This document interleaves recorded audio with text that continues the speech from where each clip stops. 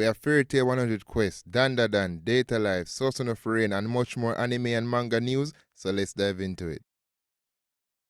Starting off, Fairy Tail fans, we have some fantastic news for you guys because Fairy Tail 100 Years Quest, the TV anime, will air in July 2024 by Animation Studio, none other than JC Staff. And it will be based on the Fairy Tail sequel manga by Hiro Mashima and Atsuo Yuda. Now, if you have never heard about Fairy Tail, you must be new to anime and manga because back in the days, Fairy Tail was basically up there with the big three. So there's no doubt in my mind that this anime sequel will be good. So I highly recommend it, and guys, go check it out when it comes out in July. Next up, a new anime has been announced that is sure to shake up this year for anime and make anime fans overjoyed because we have some Dandadan news. And if you have never heard of Dandadan, guys, you're gonna love this one. And this news comes from Anime News Network and is titled Crunchyroll to stream Dandadan TV anime. And it reads, Crunchyroll will simulcast the anime adaptation of Yukinobu Tatsu's Dandadan manga, a mix of paranormal mystery, battle, and romantic comedy as it premieres in Japan in October of this year. And all I'm gonna say is this, if you like Jujutsu Kaisen or Chainsaw Man, you're gonna like this anime. I'm not gonna spoil anything, but set this on your calendar. October of this year, it will be peak. And if that wasn't already good news, we have even better news because if you have a Netflix subscription, Dandadan is coming to Netflix worldwide in October 2024. So if this isn't confirmation that this anime will be a banger, nothing else will.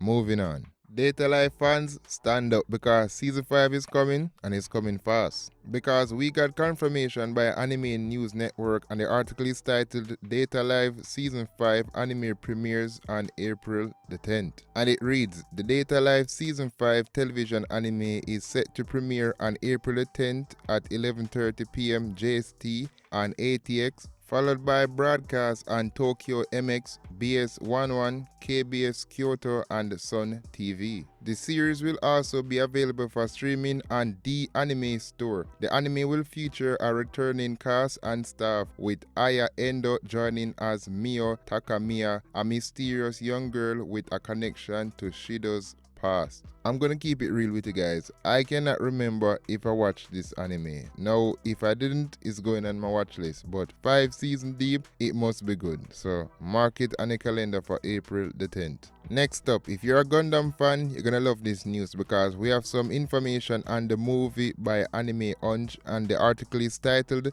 Bandai Namco announces US premiere date for Mobile Suit Gundam Seed Freedom anime film. And it reads, Bandai Namco Filmworks has announced premiere dates for the Mobile Suit Gundam Seed Freedom anime film in the United States. The premieres will be held in Los Angeles and New York City on March the 31st, 2024. The Los Angeles event will feature Japanese voice actors Soichiro Oshii and Rei Tanaka, while the New York City event will include Alison Leigh Rosenfield and a video message from director Mitsuo Fukuda. Tickets for both screenings will go on sale on March the 12th, 2024 with options for standard and premium categories, so it's available right now. Los Angeles tickets can be purchased on Eventbrite and New York City tickets on the Japan Society website. Now, I'm not a Gundam fan, and to be honest, I probably will never watch the anime, but time will tell. However, I'm happy to see that more movies are coming out, so you guys can go out and support and stop watching woke Hollywood. So I'm happy to see that. So mark it on the calendar. The end of March, you can go and experience Gundam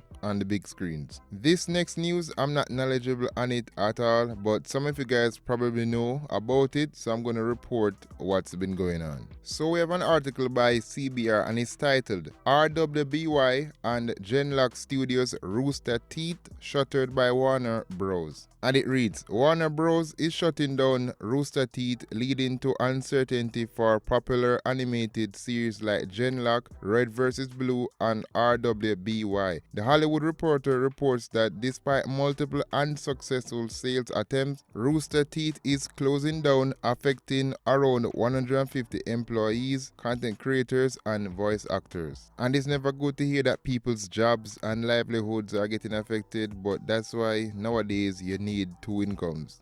I don't have two incomes, but I'm working to get a second one, and you should too if you don't have one. Warner Bros. Discovery expressed gratitude to Rooster Teeth creators and partners for their success and loyal fan base. However, a memo obtained by Variety revealed that Rooster Teeth is shutting down due to challenges in digital media caused by changes in consumer behavior and monetization. Despite efforts to make the company profitable through events, merchandise, and layoffs, the decision to close Rooster Teeth was made. If there's anything to take away from this article is get a second income and enjoy these services while they are here, because you never know when they'll get shut down. Moving on, we have some Sosono Frieren news, and it's not good news because Sosono Frieren by Abe Tsukasa and Yamada Kanehito will go on break after next week's chapter, which if you're watching this episode, it's already on break.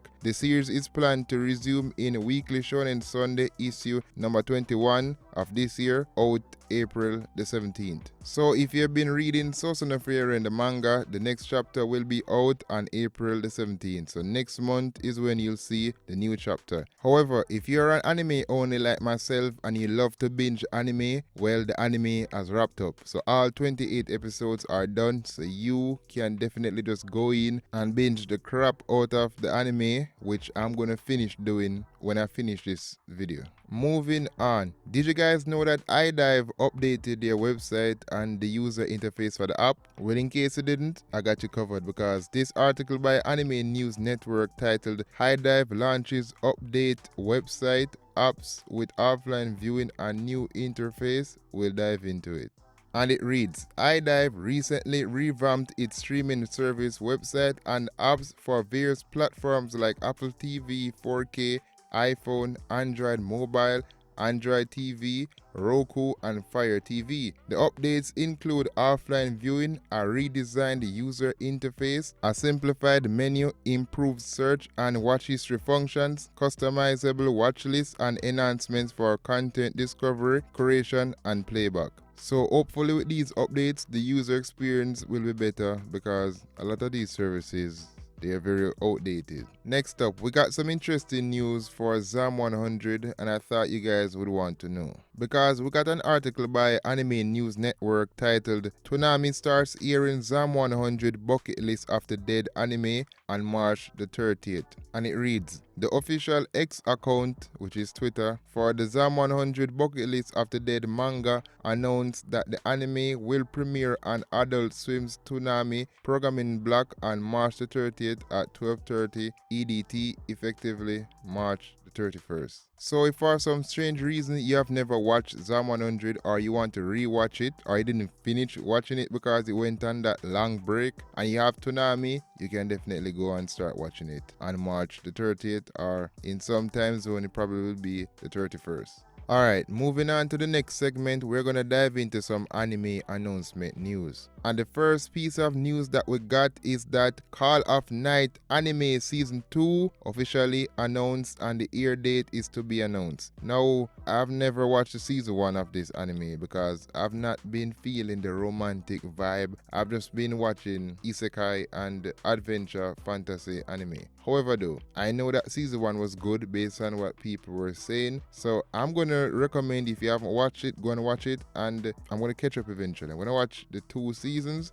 when this season is finished. So when we get more confirmation on the date, I'll let you guys know. The next anime that has been announced is an anime called Honey Lemon Soda. And believe it or not, Honey Lemon Soda TV anime will air in January of 2025 by none other than JC Staff. And this anime also looks like a romance anime, which I'm just not into romance like that. If there's no bedroom fun activity, I probably won't watch it. That's just how I am. I don't like to see the fake lovey-dovey BS. That's just not me. However, I'm not writing off this anime. There's a possibility that I'll watch it next year, but only time will tell. So if you know about this manga or you just like watching the romance anime, mark this on the calendar for next year. This next news is sure to get the anime fandom excited because we have confirmation that Spice and Wolf TV anime will air on April 1st, 2024, which is April Fool's,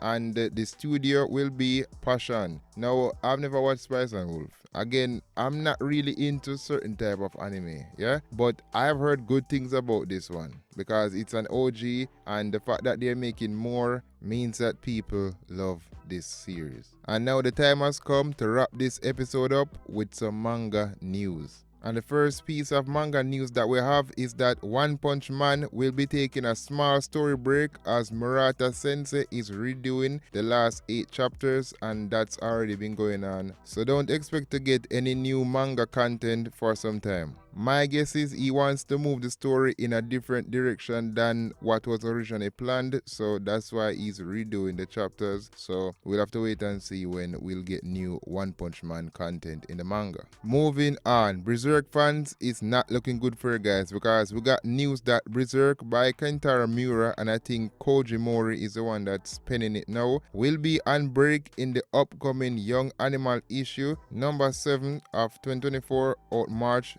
22.